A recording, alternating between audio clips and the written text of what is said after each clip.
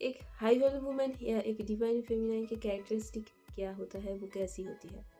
एक high value women बहुत mature personality होती है, बहुत इंटेलिजेंट पर्सन होती है और बहुत क्रिएटिव पर्सन होती है।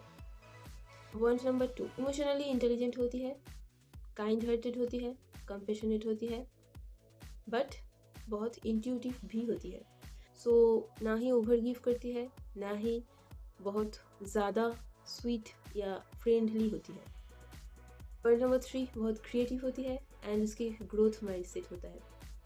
सो वो हमेशा नई नई चीज़ें सीखना पसंद करती है, नए जगहों को एक्सप्लोर करना पसंद करती है, या फिर अपने करियर में इन चीज़ों में ही अपना टाइम स्पेंड करना पसंद करती है, खुद के साथ टाइम स्पेंड करना पसंद करती है। पॉइंट नंबर 4, सेल्फ डिपेंडेंट होती है, अपना काम खुद करना पसंद करती है, चाहे वो घर का कोई काम हो या बाहर का। And fifth point, over friendly नहीं होती है, हर किसी से दोस्ती नहीं करती है। बहुत गिने चुने ही लोग होते हैं उसके लाइफ में जो लोग इम्पोर्टेंट होते हैं और उन्हीं से ही बात करना या चीज़ें शेयर करना पसंद करती है। हर किसी से वो शेयर नहीं करती क्योंकि हर किसी पे वो ट्रस्ट नहीं कर पाती। वो सिर्फ उन्हीं से ही बात शेयर करना पसंद करती है जिनके साथ उसको ट्रस्ट होता है कि हाँ, अगर इनसे कुछ शेयर करेंगे तो यहीं तक ही रहेगा, किसी थर्ड पर्सन तक नहीं पहुँचेगा बात। पॉइंट नंबर 6, वो हर किसी के लिए अवेलेबल नहीं होती है हमेशा।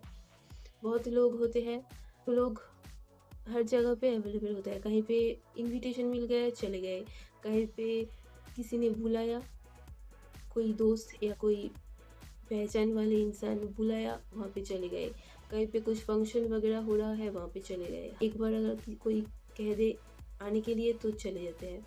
तो एक डिवाइन फेमिनिन या एक हाई वैल्यू वुमन वैसा नहीं होती है।